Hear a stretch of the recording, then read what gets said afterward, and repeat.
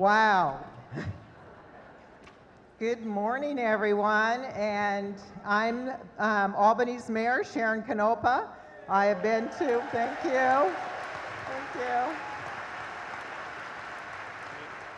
I have been to a lot of town halls over the years and a lot of events, and this is the largest town hall we have ever had in Albany's history. So, yeah.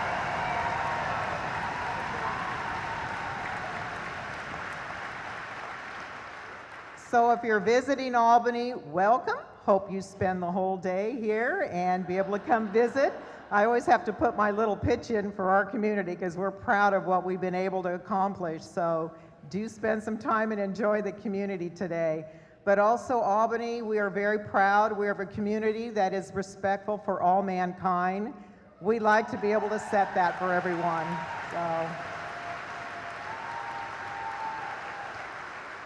And we will show our wonderful U.S. Senator Ron Wyden, that's who we are, too, as a very respectful community. So thank you.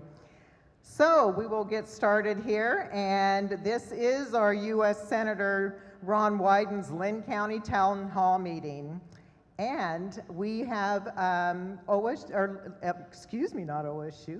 LBCC Student Body President Eric Slider. He's going to come up and he's going to lead us in the Pledge of Allegiance to the flag. Eric?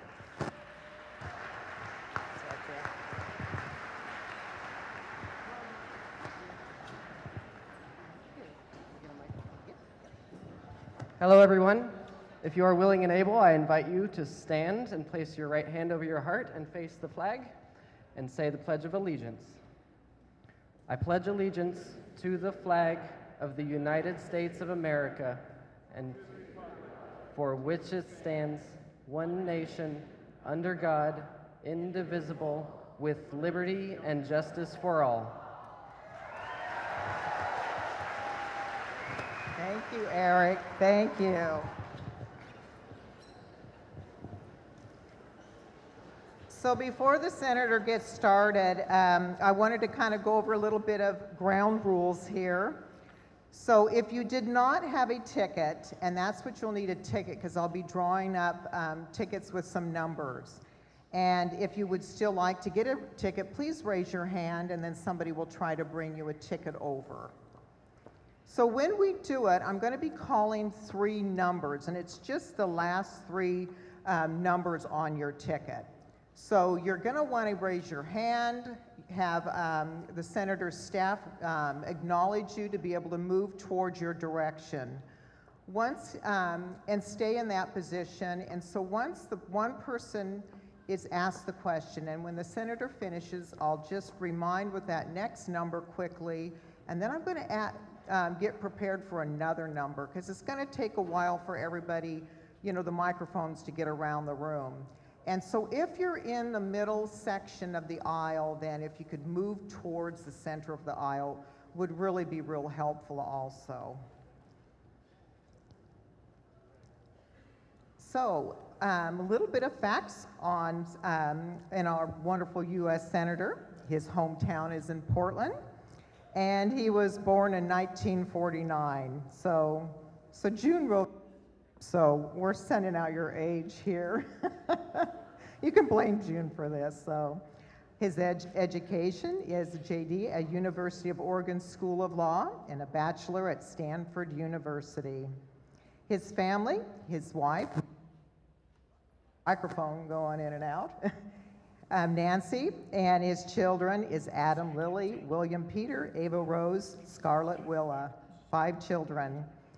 He was first elected in January 30th, 1996, which is a big benefit to Oregon when we have our congressional leaders with that much longevity and have that institutional knowledge in Oregon. So, yeah, thank you.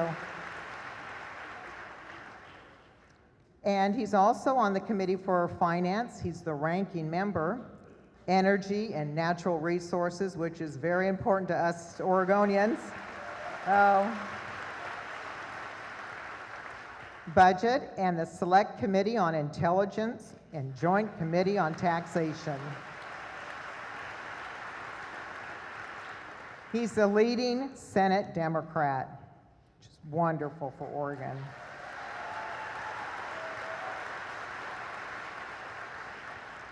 Senator Wyden has authored laws extending permanent wilderness protections to more than 400,000 acres, including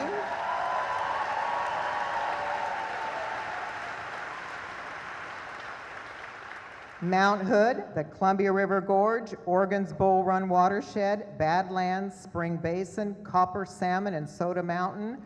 Thank you for that, Senator. Thank you. Since 2000, Senator Wyden authored Secure Rural Schools and Community Self-Determination Act, commonly known as the County Payments Law, has helped provide a stable source of revenue for historically timber-dependent communities, and Wyden's Combat Illegal Logging Act has helped protect Oregon's hardwood industries from the import of illegally harvested timber products.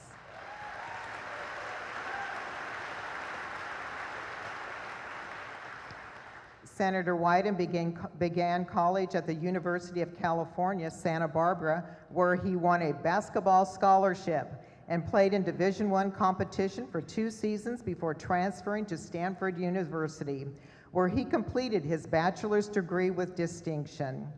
He earned his law degree from the University of Oregon School of Law in 1974, after which he taught gerontology and co-founded the Oregon chapter of the Gray Panthers, an advocacy group for the elderly.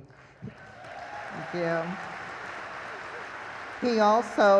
He also served as a director of Oregon Legal Services for the Elderly from 1977 to 1979 and was a member of the Oregon State Board of Examiners of Nursing Home Administrators during that same period. He served in the U.S. House of Representatives from 1981 until his election to the U.S. Senate.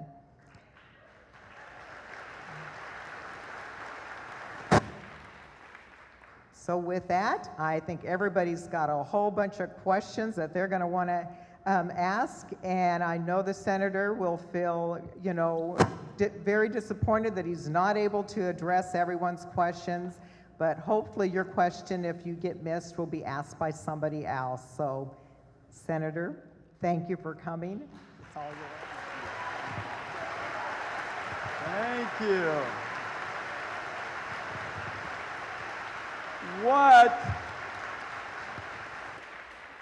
What an inflationary introduction. And what did you all fest? What a great crowd, and it's so good to be. Is that working back there? Great. How many of you have never been to one of our town meetings before? Raise your hands. Okay, look at this. Well, what happens is I usually start off with a few comments, like maybe 45 minutes or so. And everybody really likes it. And those folks over there think I'm serious.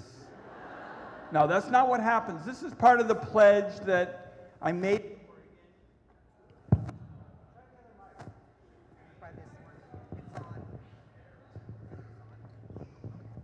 We were choosing our first new United States Senator in 34 years.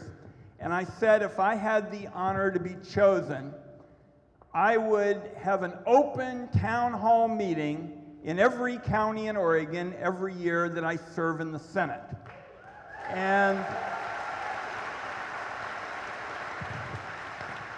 this is just about throwing open the doors of government. I'm not going to be reading from any teleprompters or any of that kind of thing. We're just going to do it the way the Founding Fathers wanted us to do it, to make sure that everybody had a chance to be heard. Now, we've got a couple of quick things to do before we get started, and the first is, there's so many terrific things about Albany, but what I like best is every day in Albany is Veterans Day. And we're going to honor one of the amazing veterans organizations, the National Association of Atomic and Nuclear Veterans. Mr. Schaefer, where are you? We'd like you to come forward.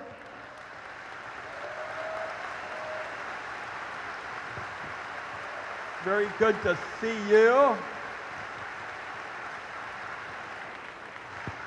He is, look at this. Look at this. Thank you. Thank you. Every day in Albany, Veterans Day. Mr. Schaefer serves as the national and the state commander of the Association of Atomic and Nuclear Veterans. I was very proud this week to co-sponsor bipartisan legislation to bring key health care benefits to atomic veterans exposed to high levels of radiation when they were assigned to clean up, as you know, the nuclear test sites in the Marshall Islands during the 70s.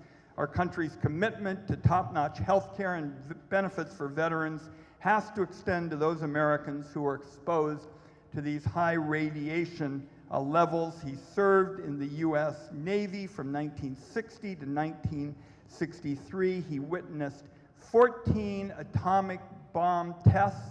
He has been incredible in terms of assisting the atomic veterans and their survivors, continually inspiring those who had the honor to meet and work with him.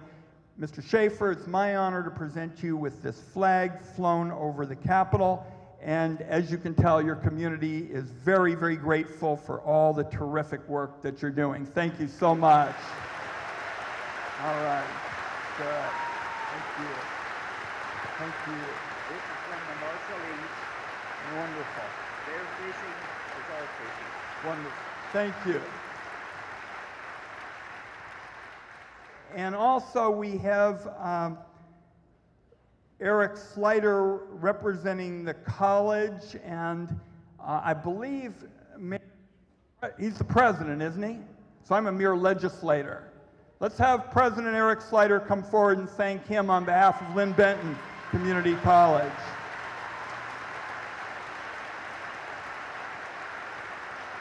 Thank you, Eric. Thank you. Wonderful. Thank you. Thank you.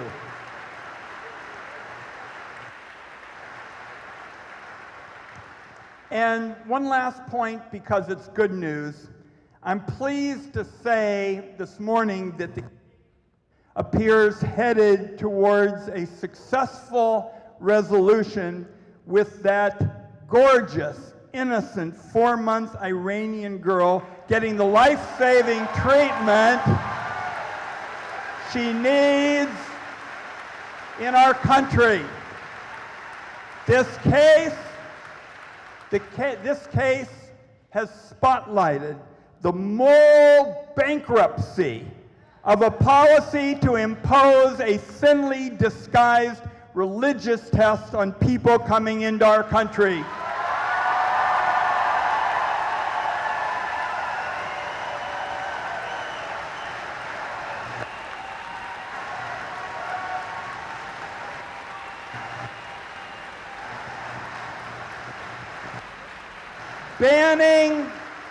Banning a 4-month-old child from the pediatric care she needs, the pediatric heart surgeon she needs, doesn't do anything to make America safer. This cruelty runs contrary to American values. It runs contrary to Oregon values.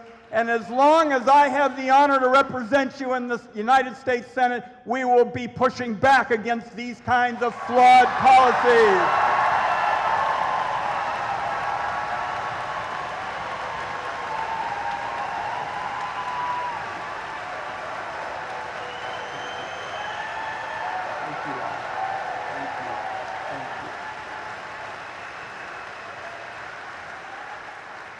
And one last point, we'll go right to your questions. I mentioned that this was contrary to Oregon values. And you'll hear me this morning talk a lot about the Oregon way, because we have always had a core set of values in our state. We're independent, we're fair-minded, we respect all. We especially stand up for people without power, without clout. And the reason that I mentioned Oregon values just now is I cannot imagine Mark Hatfield or Tom McCall ever going along with these policies, and I won't either. Thank you.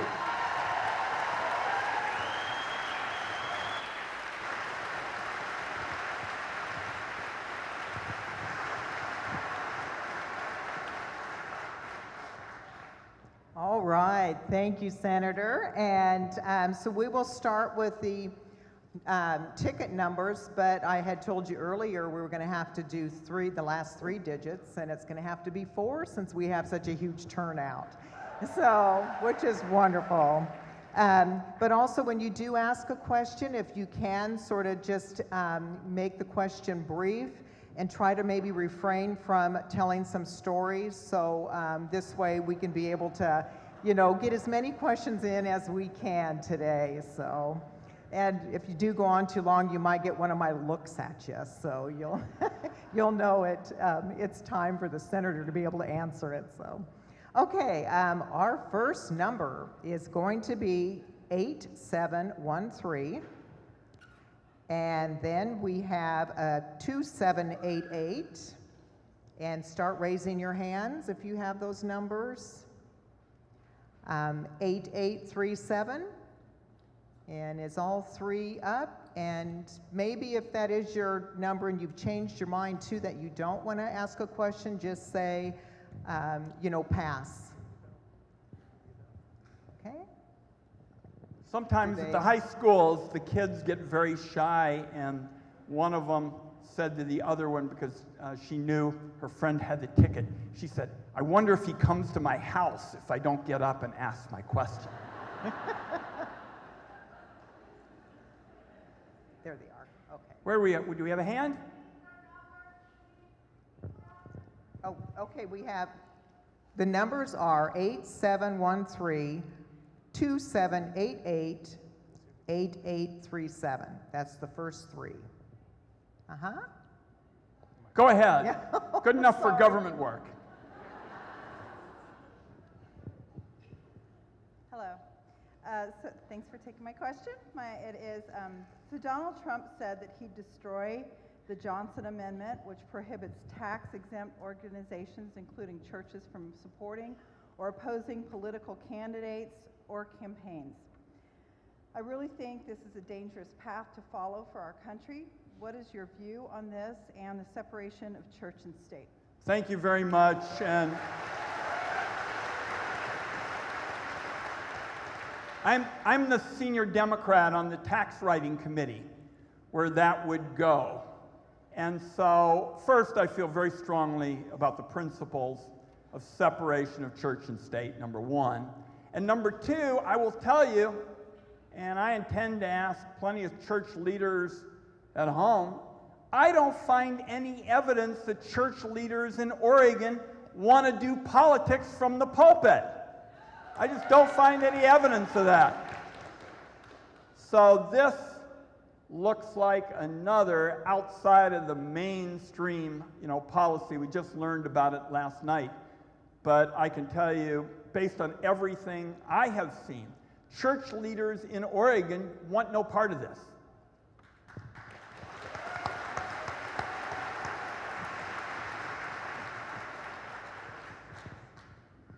Okay. Sir, I believe that we're making a mistake by focusing on Donald Trump. I haven't seen anything come out of his rhetoric or his executive orders that didn't come from the GOP agenda. How do we hold them accountable for his actions? How do we not let them make him a patsy? How do we hold them to task? Thank you. Looks like you're doing a pretty good job here. And, I was director of the Gray Panthers, the senior citizens group, as mentioned, was made back in the days when I had a full head of hair and rugged good looks. And I will tell you, I believe that political change doesn't start in Washington, D.C., and then trickle down. It's bottoms up. As people from all over the country speak out and get involved, you're going to be able to have a real effect on a policy that's important to you and important to community. Tell a quick story from a Sunday ago. A Sunday ago, Nancy and I had been in the march in D.C. March with and there were just scores of Oregon women. So I was just at home the next morning, and Kellyanne Conway, who is, there's a good ending to this story.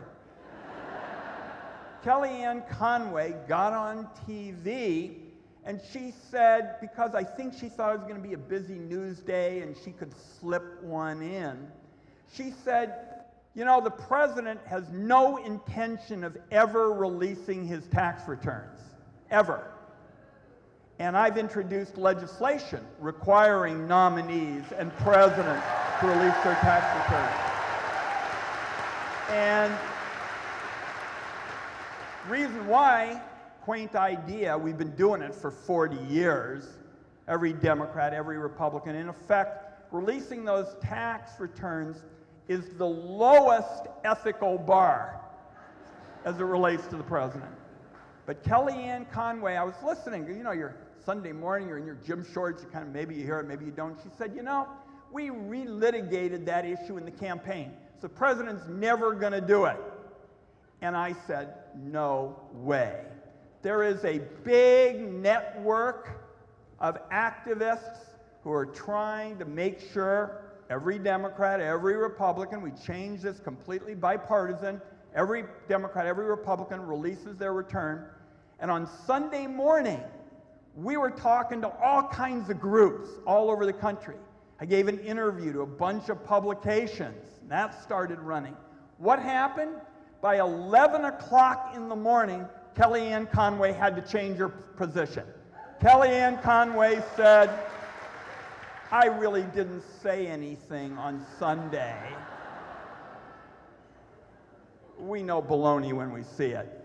They were trying to flip it through. So that's what this is going to be about. It's going to be about, are we at the grassroots level going to mobilize like with this wonderful crowd? And I can tell you, this morning, as we speak, all over the country, there are rallies because we believe the nominee to head the Department of Education doesn't really believe in public education.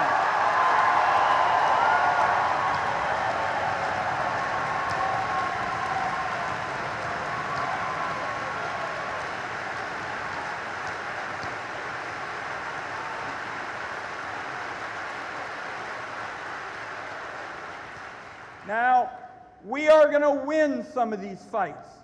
We're probably going to have to keep coming back and pushing. Late last night, the Washington Attorney General won a big fight.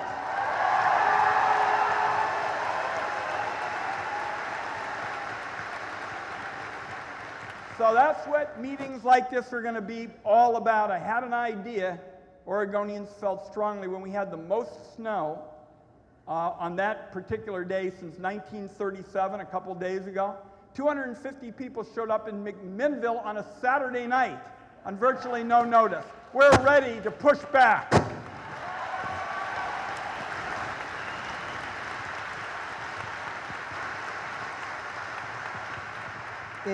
Is 8837 ready, or did they pass?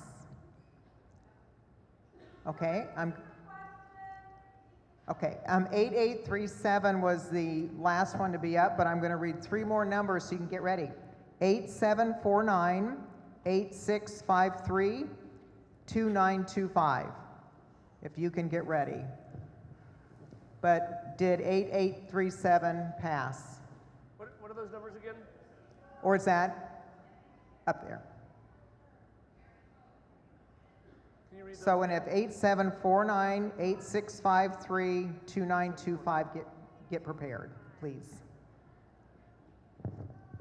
Can that gentleman ask his question? Oh, we have another. Go ahead. Good afternoon. Senator Wyden, this is Hillary Kittleson from Indivisible Together in Eugene. And we would like you to comment on how you are dealing with the president's belligerence in the face of people who oppose him, and how you think that's the implications for governance. Question was, what does this mean with respect to some of the statements the president has made in governments? We now have had this really striking situation in the last couple of days where leading Senate Republicans, not Democrats, certainly not liberal folks, when the president talked to the leader in Australia, it went so poorly, John McCain said he had to get on the phone and basically take care of it. The Australians, of course, have been on our side for decades and decades. And I come back to the point that I made, earlier. If you wanted me to describe our job when there are flawed policies, what you do is you speak up, you push back, and you offer smart alternatives. That's what we ought to be doing. And I'll just give you one example, just one. As you know, the president has repeatedly talked about the fact that he believes many people voted illegally in this last election. Now, I always thought this was a little bit of a head scratcher, because if you win an election, why would you think that this is such a problem? But, on NPR a couple mornings ago, I was asked this about voter suppression, illegal people voting. I said, one, there's no evidence of it, but two, if you think there is, how about signing on to my bill to take Oregon's vote by mail national? There's an answer. There's an answer. There's an alternative. So speak up, push back, and make sure you've got some smart alternatives. And I'm not going to tell you we're going to get that bill passed in the next 15 minutes. But I think we're gaining a lot of support because people like the fact that there's a paper trail for every ballot that's been cast, no evidence of fraud. It empowers citizens. So that's kind of the principles I live by on those. Should be 8749 now, And what's the next one? or the next one? Okay, 8653. Pardon me. Hi, I'm Linda Ramsey from Corvallis. Where's Ms. Bradley? Oh, there we go. Okay. Can you hear me okay? Because Yeah. my croaking. I'm deeply concerned that Donald Trump appointed Steve Bannon as a permanent member of the National Security Council, while at the same time removing the director of DNI and the chairman of the Joint Chiefs from attending every meeting. What is your strategy to halt this new threat? Will you push for Trump to remove Bannon from the NSC? Would you demand a Senate hearing? The answer to the question is definitely the Senate has got to look into this. And I'm on the Intelligence Committee. I think the mayor made a comment. She said, Ron's the senior member of the Oregon delegation. My older child had a couple of good comments the other day. She said, number one, Dad, I've been looking at the Senate a little bit. How can you be in the only profession on earth where somebody your age is still one of the pretty young guys? And she went on to say, tell me a little bit about what's going on your so-called Intelligence Committee. And that's exactly the kind of policy we need to dig into. There is nowhere near enough transparency and accountability with respect to these policies. I'll tell you, a lot of people say, oh, it's got to be classified for national security. I'm telling you, a lot of that so-called national security argument is really covering the political security, not national security. So we're looking into that, and you may have seen, we don't have very many open hearings of the Intelligence Committee. But it's now been maybe 2 weeks ago, we had Mr. Comey, the head of the FBI. And I asked him, I quoted from public materials, I said, Mr. Comey, the Russian foreign minister, a very high-ranking official, said that there are links between the Trump campaign and the Russian government. And this is not a classified document. This is, I think it was from Reuters News Service. And I said, are you investigating this? And if so, what can you tell us? And he said, oh my goodness, I could never say anything in public. I think he did talk about investigations 11 days before the election, didn't he? Okay. We're going to go the distance on that. We are going to get to the bottom of this relationship between Russia and the Trump administration. We're going to get to the bottom of it. Count on it. Count on it. We are going to get to the bottom of this. I have never seen an instance where when a foreign power is demonstrating that they will interfere with an American institution, not my words, but the intelligence leaders last October, we have never looked the other way. I'm going to tell you, we're not going to start now. Thank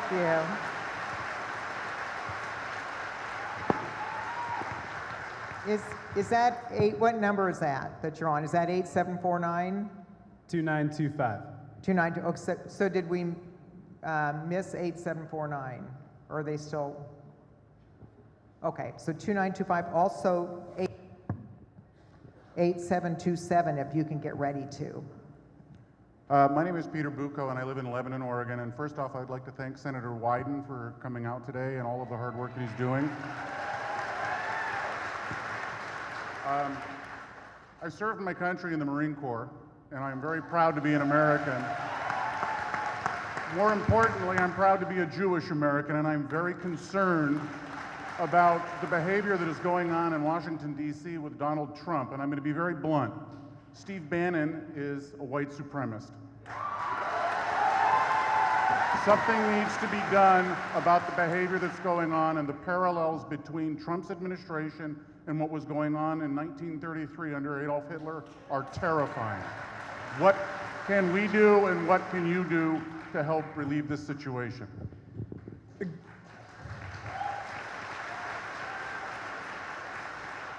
We're right now in the middle of the nomination battles.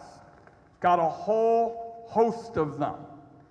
And again, we're looking into the backgrounds and the statements that they've made. Now, you talked about Jewish Americans. I'm a first-generation Jewish kid. My parents fled the Nazis.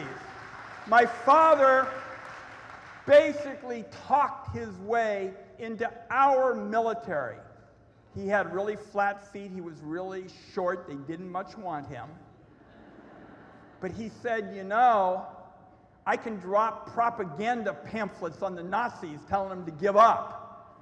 So I can tell you, when it relates to refugees and the contributions they make to our country, when we saw last week essentially no mention of Jews in the Holocaust program, these are extreme views, and we'll be dealing with a lot of them here in the next few weeks. Some of you I know called and said you wanted to talk about the health appointment. Tom Price, Congressman Tom Price. The nominee to head the health department seems to be mostly in favor of taking away people's health coverage. And we're pushing back on that. So again and again, we're seeing a challenge to what I call the Oregon way. My wife said the other day, she said, every other sentence is the other Oregon way. And it is for a reason.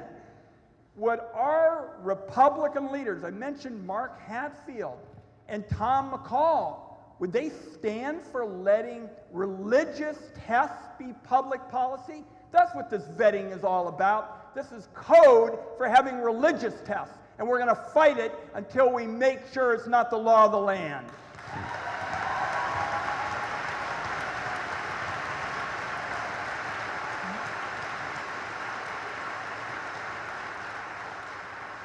So is 8727? Did you? Okay, all right, and then I'm going to call up to get, if you can get ready, 2916 8856 2804 2831.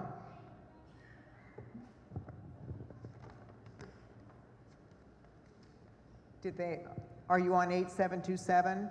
Yep, she's right there.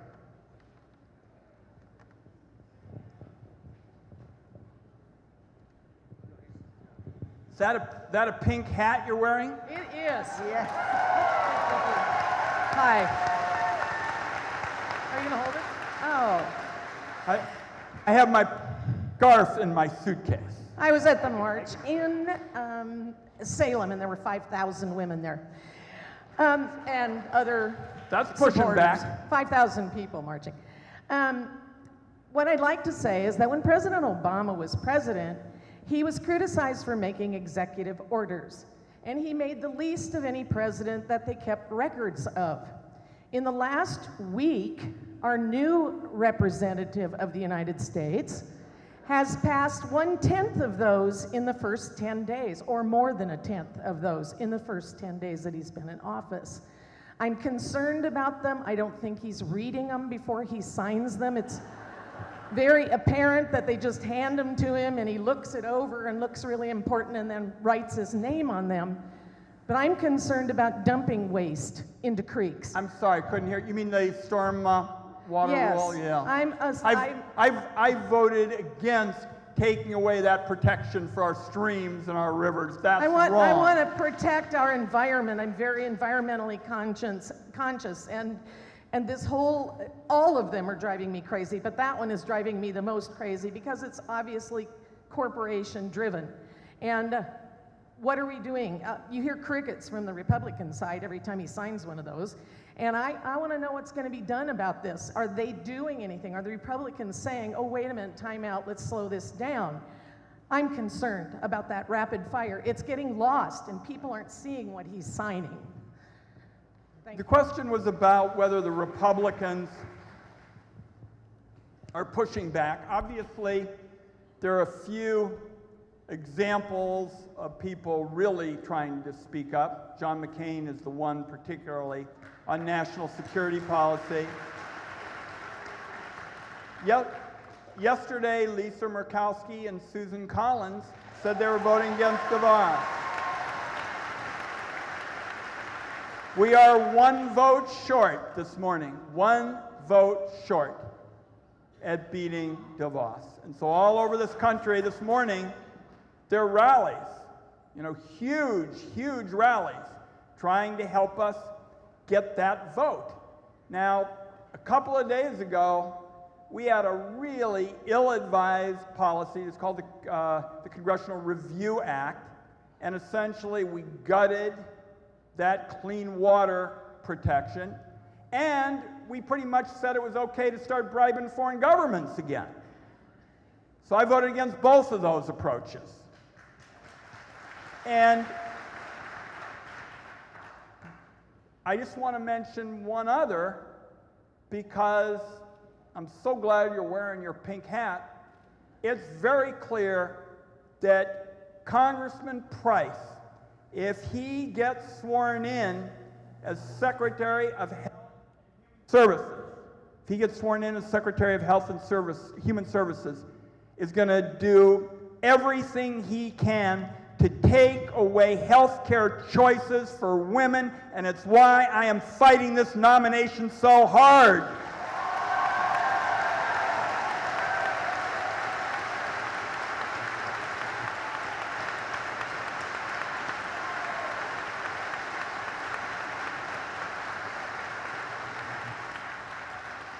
And I'm going to give you a little bit of the backstory because it shows how powerful the special interests are and to what great lengths some of those Senate Republicans are willing to basically look the other way.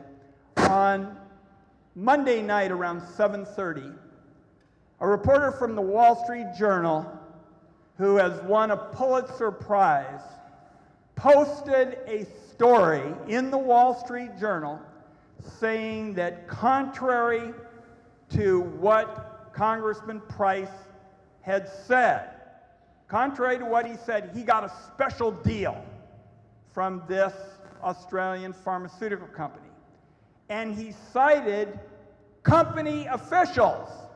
So you've got the Wall Street Journal, Pulitzer Prize winning author, citing company officials saying that Congressman Price didn't tell the truth. And a little bit before the meeting was scheduled to be held, all the finance Democrats gathered in my office, a little bit down from the committee, and we basically talked about what to do. And the same concern popped up about the Treasury Secretary, a fellow named Steve Mnuchin. You know what they call him? They call him the foreclosure king. He actually, one of his staff actually shortened their signature so they could sign more robo-foreclosures. Looks like we were misled on that. Two hugely important appointments. Secretary of Health and Human Services, a budget with something like $1 trillion, affecting millions and millions of people. The Treasury Secretary, my colleagues in our committee room said, we must insist on getting the facts when we're being misled, and that's why we did what we did and didn't go to the committee that morning.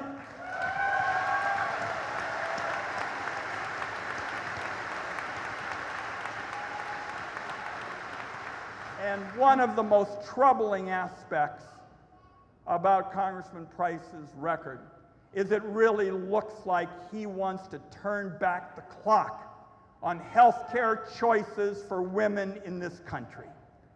Turn back the clock, his support for choice, his opposition to Planned Parenthood, the list goes on and on. What it comes down to is, are we as a nation going to turn back time and reduce health care choices for women? I want you to know I am in this fight every step of the way, and we are going to prevail.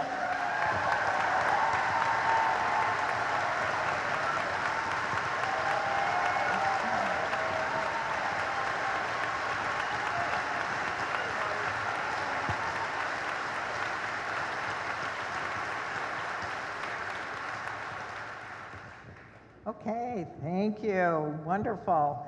2916, is that what you have? Nope. Was there 2916? Must be over. How about 8856?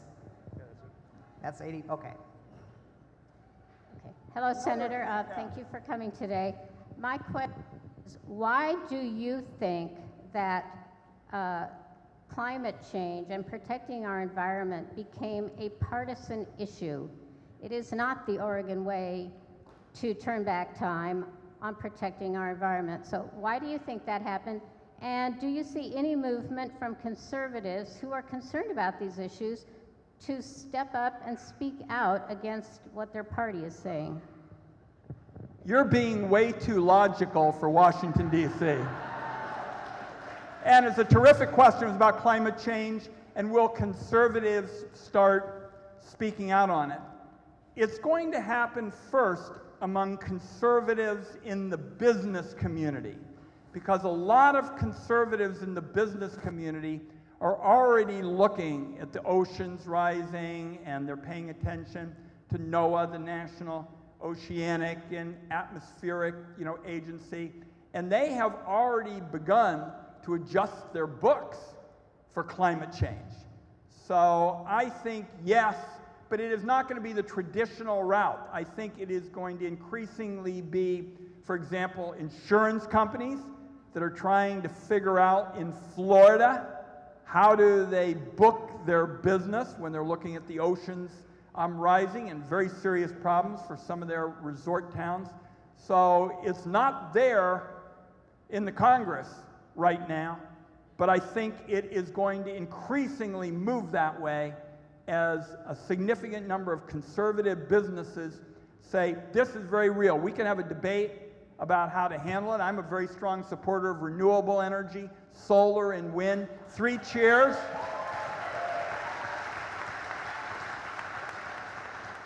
Three cheers for Oregon State. We just announced here a few weeks ago the biggest research effort looking at oceans and tidal and opportunities for renewable energy from the Pacific Ocean.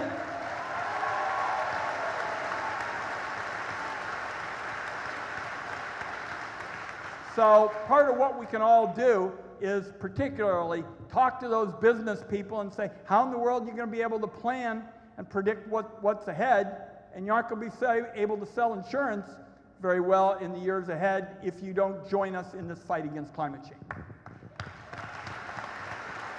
Okay. Is 2804? Were they ready? And there was 2831. And then could also 8841 get ready and 2897. Mayor, while we're doing this, let's just have a quick minute to let our elected officials from the area stand up. I think Lisa Gurley is here. Where is Lisa? From the Labor Council. And also Jim Gurley is here. I think he's president of the Steelworkers. We're happy to have him. Where's our wonderful Benton Commissioner Annabelle? Is she floating around here somewhere? Yay, Annabelle! If there are any other elected officials, stand up so we can give you a big round of applause. All right.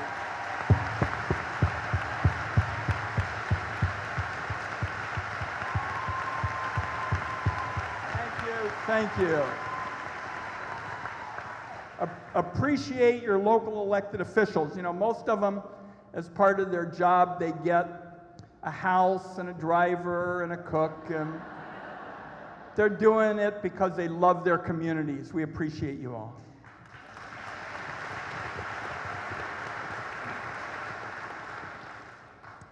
I'm 11 from North Albany Elementary School in 5th grade.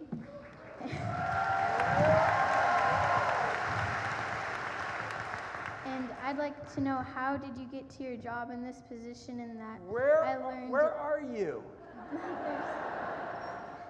that there's not many women senators. What can me and my friends do to reach that? Good on you.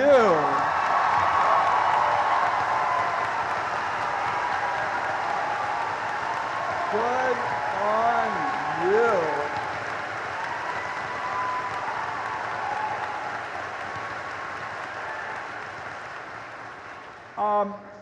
First of all, there are a lot more women senators than there used to be.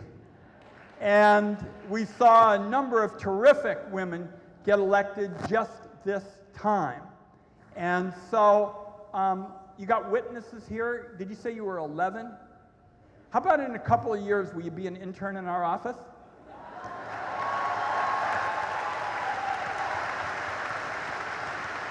Now, the only thing I would tell you, though, is keep doing what you obviously are doing, which is participating in community affairs and getting a good education, which is not, and I'm not very proud of it, what I did. When I was your age, when I was 11, really 12, I decided all I wanted to do was to play in the NBA. And that was a ridiculous idea, because I was too small, and I made up for it by being really slow. But I got a college scholarship, and then, as the mayor noted, after a couple years, I transferred to Stanford. And what I just tell you is, and you're obviously aware of this, be involved in your community. Learn as many different subjects as you possibly can, particularly foreign languages.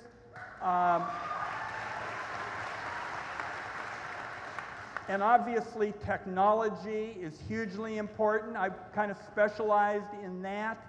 When I came to the Senate, there was really only a couple senators who even knew what a computer was. And so tech and languages and getting a lot of information about a variety of different subjects. And you've had a lot of witnesses here that you've got an offer for an internship, and we'll all watch you take a position in elected office. Let's give her a big round of applause.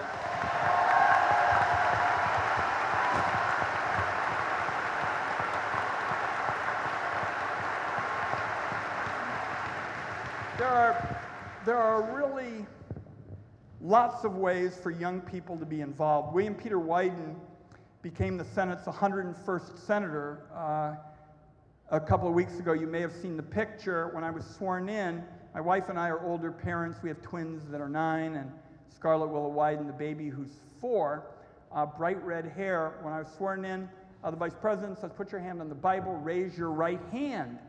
William Peter Wyden also raised his right hand, and he kept raising it higher and higher. And finally, when I was done, and the vice president was done, he looked at me, he looked at William, held out his hand to William and said, William, welcome to the Senate. You're going to do a fine job. So we want your generation to be involved, okay? Thank you for coming. All right, yes, thank you. 2831, who has 2831? You have it? Oh, okay, all right, so 8841, 2897, did they come forward? Oh, there's a hand up there. 2804. There's, right up there. And while he's making his way up, how about a 2808 to get ready? And an 8888. You kind of have a lucky number there, whoever that one is. There have been so many things in the news that are either patently false or demonstrably untrue, like the number of people at the inauguration, the number of supposed illegal votes. They're called alternative facts. Yes. And Bowling Green.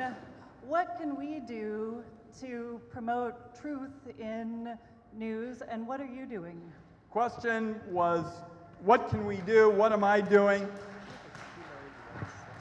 That's the reason that I flew pretty much all night to be here, because we voted at 6:30 yesterday morning on the floor of the Senate. I said, I'm going to get on the plane, and it looks like with the snow, I'm just going to take a red eye back. So I intend to do everything I can to be as active with community meetings. We have a program for high school students called Listening to the Future, because I'm exactly where you are.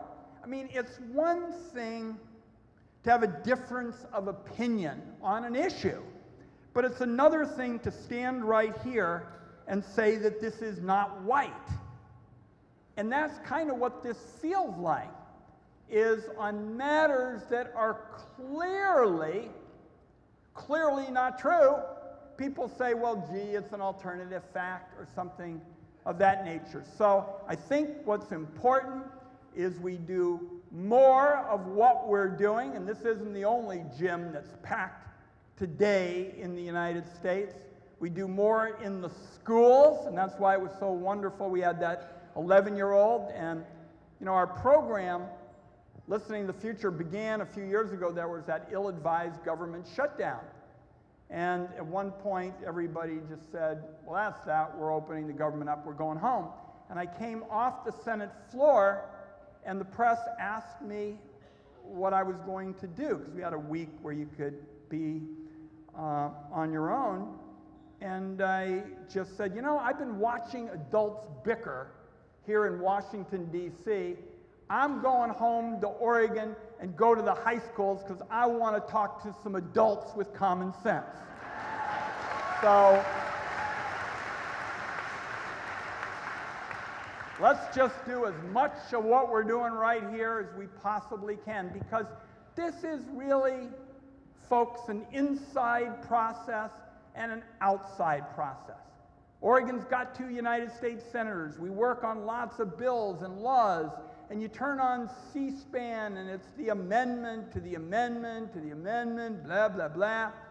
But that's not really what it's about. It's about our values. It's about our priorities. It's about the Oregon way. And let's keep speaking out so we don't lose it or even let people chip away at it. It's not right. Let's keep speaking out.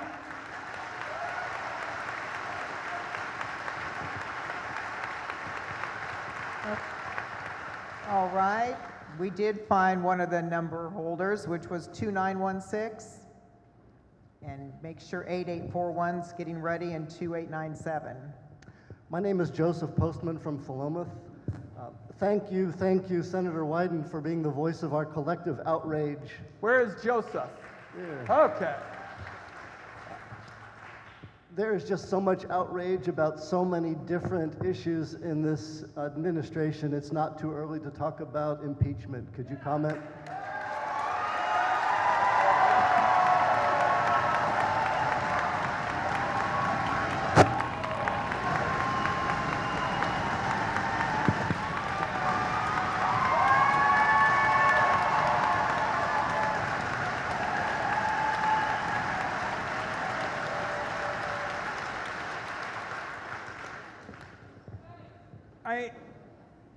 I want to start by talking about what happened on Inauguration Day. Because the real question here is, how do you push back? How do you push back, and what's the best way to go about doing it? And you said, basically, begin impeachment proceedings. So on Inauguration Day, there was, of course, the ceremony at noon, lunch, and the Senate was convened at 4 o'clock. And the idea was there'd be a couple of votes on nominations, and then there was a plan to let the man appointed to head the CIA, a fellow named Mike Pompeo, essentially go with no debate. And I said to myself, I was hearing it for the first time, I said, this is one of the most important positions in American government. This goes right to the heart of having policies that promote security and liberty. And I said, if they try to do this on some short-circuited kind of thing, while everybody is pretty much trying to determine if their tuxedo fits to go to some dinner, I'm going to object. And that's what they tried to do.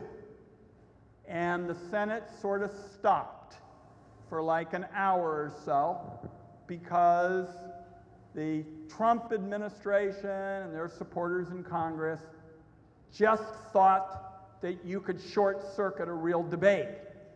And I said, anybody who thinks they're going to short-circuit it is going to have to run over me, because I'm going to insist on a real discussion.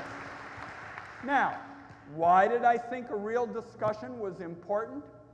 You all remember that not long ago, there was this policy about collecting all the phone records of all you law-abiding people. The country didn't much care for that, so he reined it in.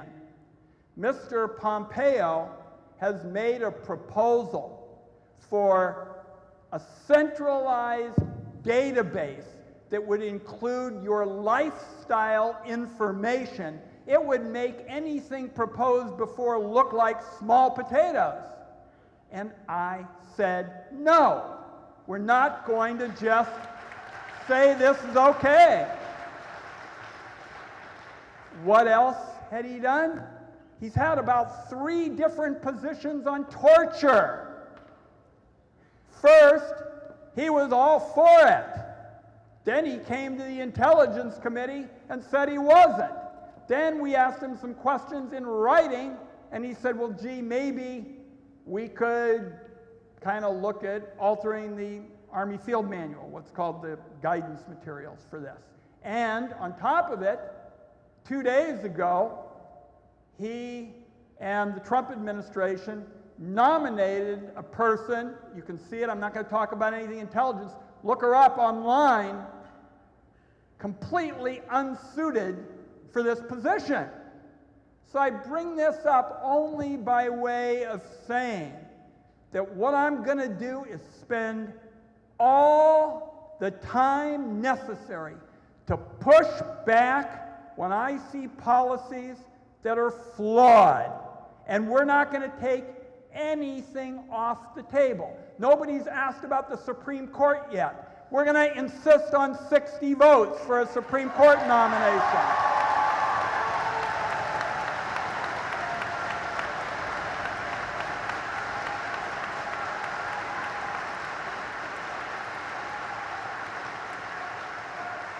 Why should Oregonians insist on 60 votes for a Supreme Court nomination? The individual nominated has, in a book, specifically gone after what Oregonians voted on twice, which was our unique Death with Dignity bill. Now, the House of Representatives, not very many years ago, voted to throw our Death with Dignity law in the garbage can. The only reason we still have it today is I went to the floor of the United States Senate, and I was pretty new, and I said, y'all probably don't even know me, and you think we're small, but I'm going to shut down the Senate in order to protect the votes of Oregonians.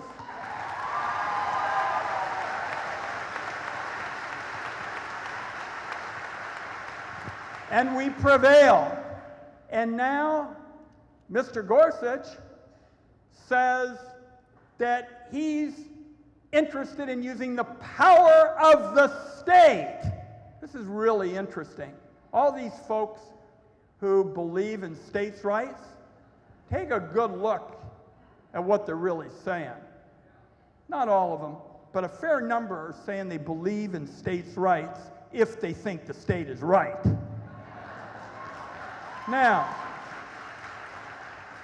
Mr. Gorsuch wrote specifically about Oregon, and he is prepared to, in effect, say it's okay to use the power of the state to take away individual choice and individual freedom about end of life. And I want to tell you, as long as I have the honor to represent you in the United States Senate, that is not going to happen, because I am going to fight it every step of the way. Every step of the way. Every single step of the way.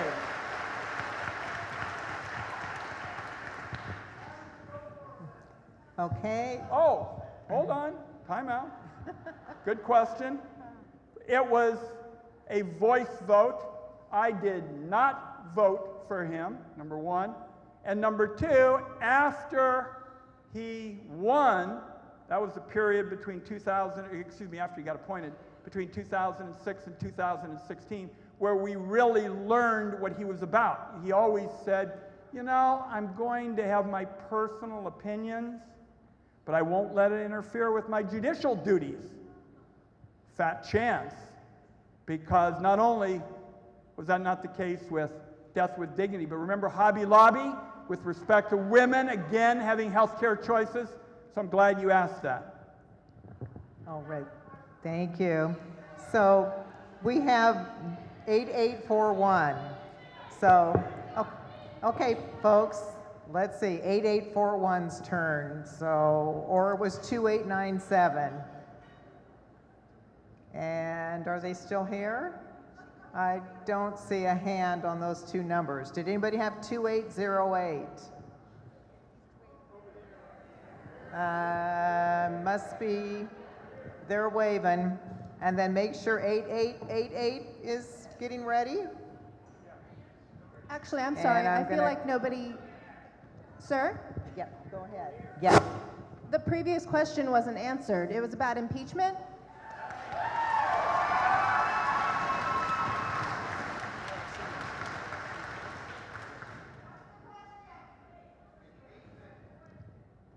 Is that what you want to talk about? I think she was over there. Oh. Was it over here? Yeah. Okay.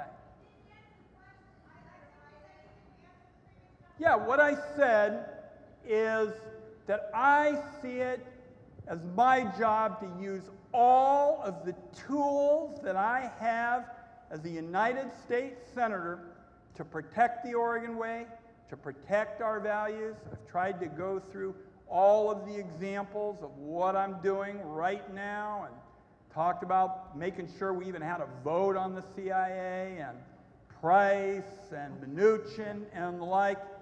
So I'm not taking any tools that a senator has off the table. That's how I'm spending my time now.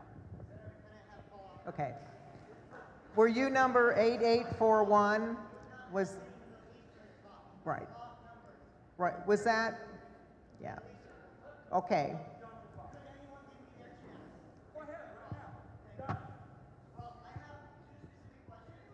Okay. Well, you weren't. Senator, I thank you very much. I have two specific questions. Yeah. We'll repeat it. And we can't hear it. All right.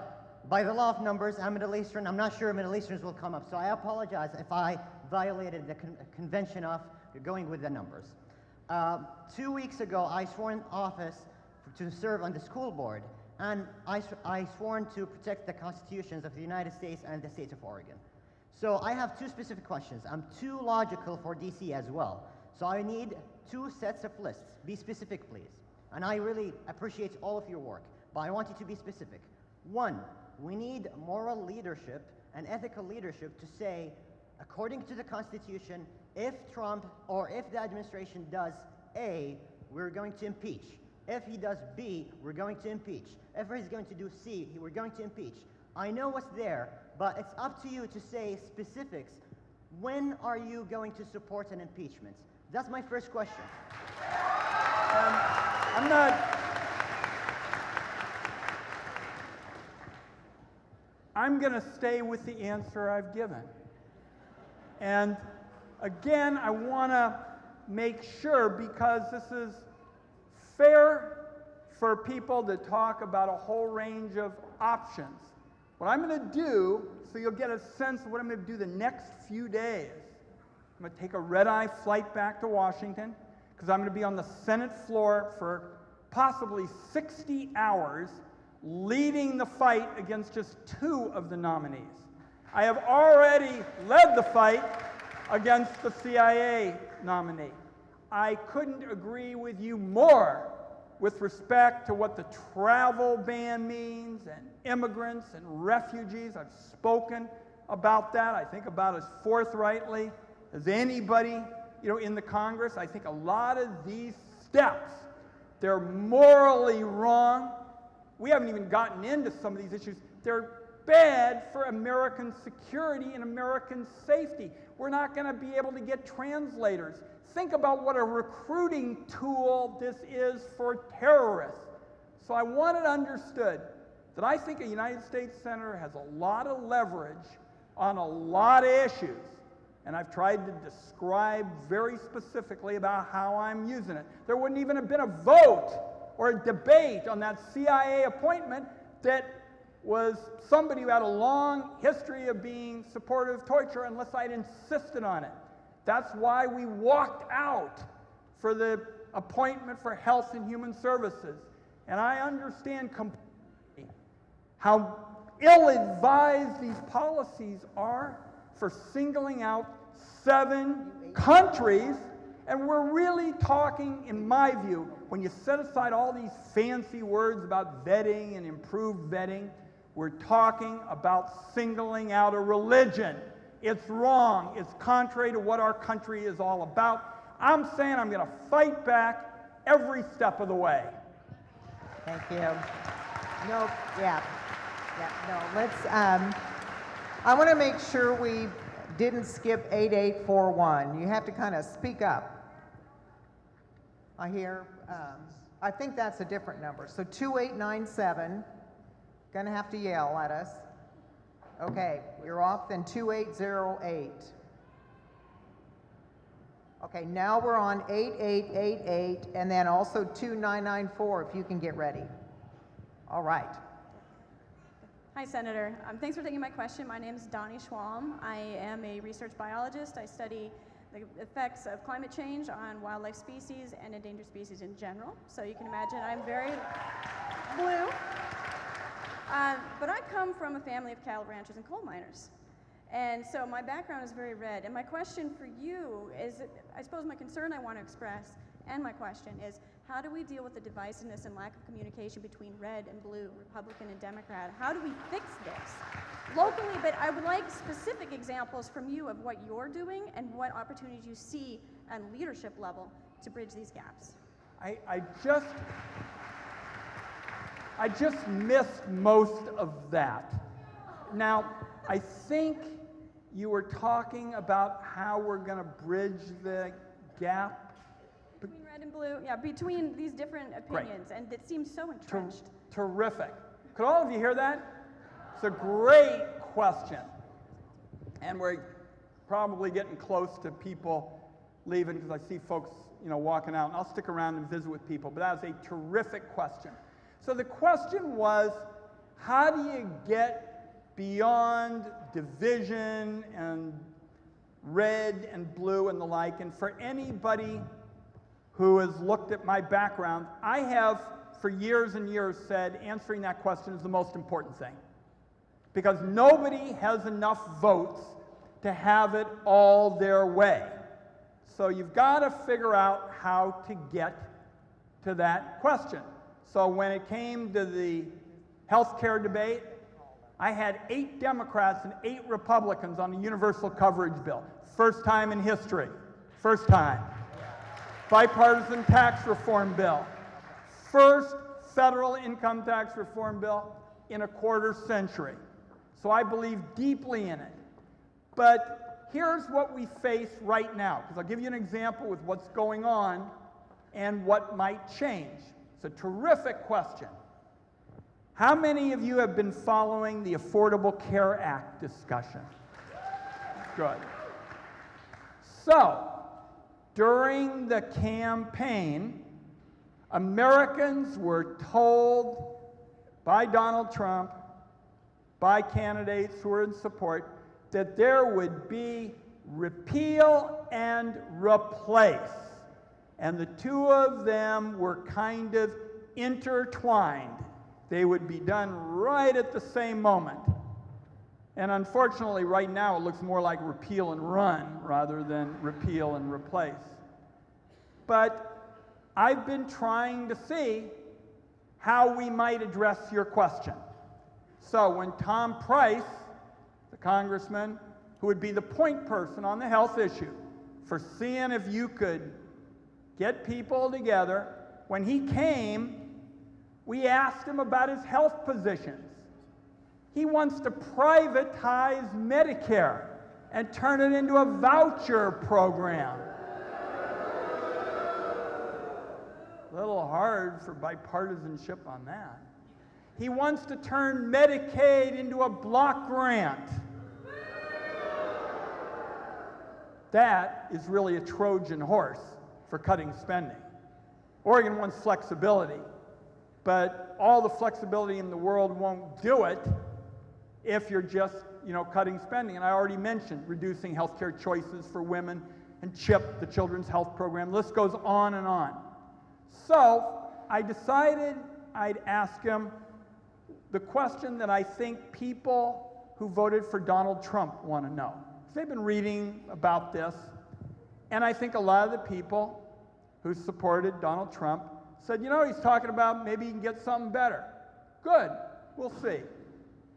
And so I asked Congressman Price, I said, a lot of people thought they were going to get something better if they voted for the president. Will you at least state today that it won't be worse than what we have? and he ducked that too. And he said, you know, I'll make sure everybody has access to health care. When you hear the word access, that is the biggest fudging word in American health care. Because access isn't coverage, and I'm going to insist you have real coverage. And the end of the answer to your very good question is they decided to use the most partisan process to do all this stuff. It's called reconciliation, where basically they can just drive it through, lickety-split. Nobody can stop it. All partisan. So I have said to the Republicans, I'll say it again, if you all drop this ill-advised approach that's going to hurt people and basically do nothing except get you a big ideological trophy you can put on your wall, if you drop it, I'll do everything I can to get together with you on some ideas, and there are plenty of them, plenty of good ideas. Starting with, how about we start by controlling pharmaceutical prices? How about we start by lifting this ridiculous ban that keeps Medicare from negotiating and use it to hold down prices? So I see people heading for the doors, and I'm going to stick around and visit with people. You ready for a... We had one more number we already called. Perfect. Do you have time to do it? Perfect, absolutely. Okay, that was 2994. Were they ready? I see a hand. 2808. Yeah, there's a couple. We got two more. Oh, 2808. Okay. There's a few tickets back. Okay. And then is there still the 2994? All right, two. Yep, So we is got that okay, Senator? Two more? Okay. Senator, I'd like to thank you for coming out today over here. Yeah. I'm concerned about the politicalization of science with this administration, especially what can be done about the fact that scientists within various organizations or various departments are now being forced to have their research publications vetted by political people before publication. I'm so glad that you mentioned that, because when the nominee for Secretary of Energy came up, that was the first thing we wanted to know, was were they going to go back and see if anybody had ever said anything about climate change and things of this nature. One of the most ominous ways in which you get alternative facts is to try to find if you can get alternative science. And in particular, I tell people who come to see me, because I believe strongly that there is a very serious climate problem, you take out that recommendation from NOAA, the National Oceanic and Atmospheric Agency. It's really just statistics, not really a recommendation. And tell me what's wrong with that. And nobody's ever been able to do it. So there are ways to constantly keep pushing back. And part of this, as we wrap up, these meetings, is, and you all have been so kind to me and friendly and all the rest, the real test in government is, are you willing to stay at it until you get the facts? And for example, I'll just give you an example. Some of you may have seen, because it's now in a bunch of movies, that I asked the Director of National Intelligence whether the government collected any type of data at all on millions of Americans. And he lied, and he said no. It took us 6 months to be able to ask that question in broad daylight, going back and forth and back and forth. So I want you to know, and I assume that you have a background in science, as well. I'll do everything I can to make sure the facts get out. There aren't alternative facts. We can have political debates, but there aren't alternative facts. There's really only the truth.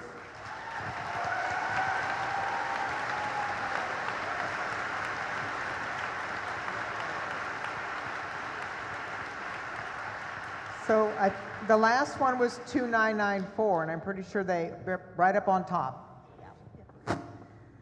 Thank you, Senator. My name is Nachi Del Sol, and I'm from Corvallis, Oregon, originally from Buenos Aires, Argentina. Where are you? I'm right here. Okay. Thank you for speaking about and asking the person that asked about conciliation. And I'm here to ask about a different kind of conciliation. You see, it is different when you're not originally from the United States.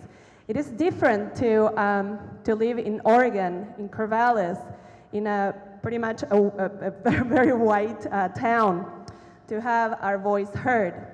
So I think that I would like to ask you a few questions about this.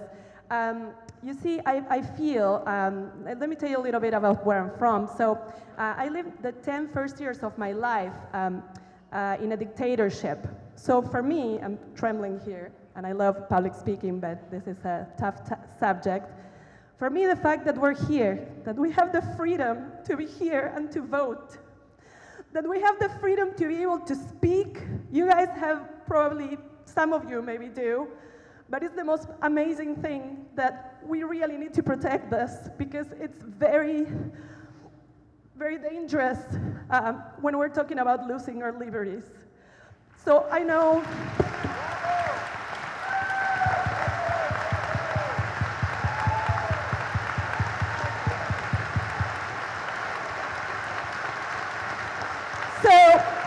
I think that's something that I'm going to ask for from all of you, is to think about how, what is it that we can be doing every day to conciliate, to listen to accept, to love, to welcome people that are different, people like me and people that are not as white as me and not educated as me, but people that are really important for the fabric of who we are and who we need to continue to be.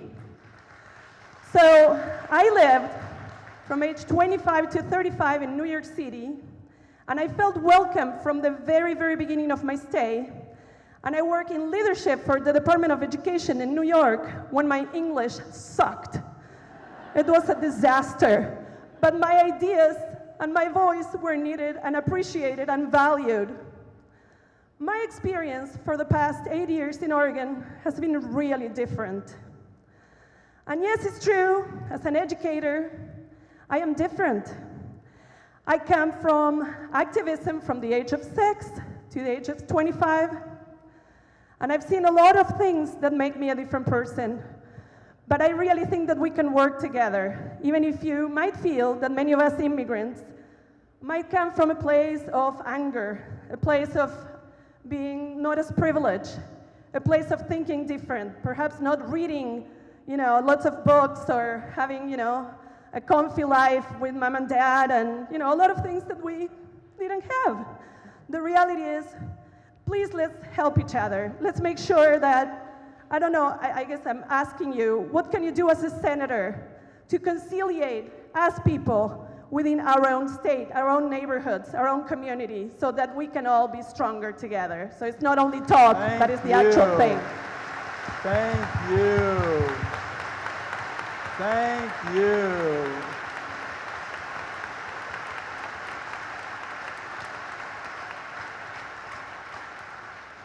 As you can tell, your friends and neighbors very much identify with what you have said. You make us proud. When my father came to this country, he was 14. He didn't speak a word of English, and he felt exactly like you described feeling when you came. And guess what? We are a nation of immigrants. That's what we're all about. And what is so flawed about some of these executive orders and the policies on immigrants and refugees and travel bans is they just defy common sense, they defy American values, they're going to harm American security, they're going to be a huge magnet for recruiting, terrorists. The military is concerned about whether they're going to be able to train people from these countries to help us fight ISIS. So these are badly flawed policies, and you ask, what can I do? I guess that was directed to me. And I said, here's kind of the way I've been spending my time. I'm leading the fight against 3 of the most flawed nominees that have been offered. I push back every time there's an opportunity.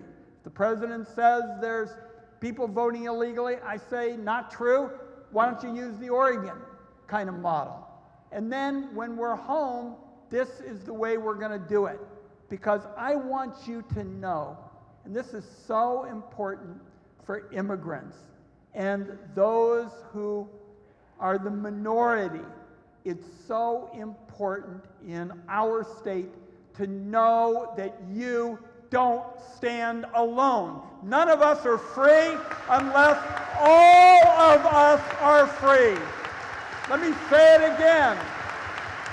None of us are free unless all of us are free. All of us. That's what Oregon's all about. Oregon is about all of us. A politics of inclusion.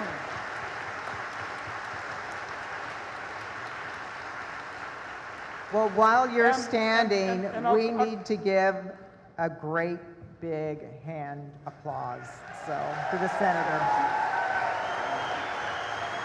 I got one quick thing.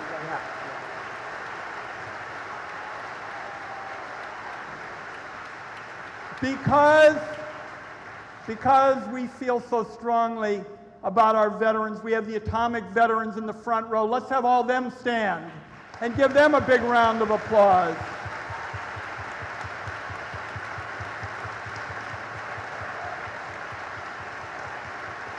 And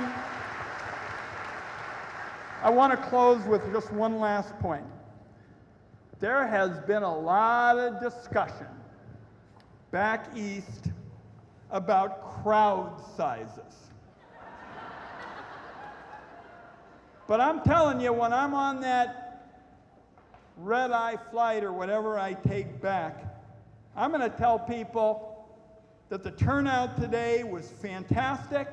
What you have seen is Oregon speaking out on behalf of a politics of inclusion, of keeping everybody in a position to get ahead. That's not an alternative fact. That's the truth. Thank you.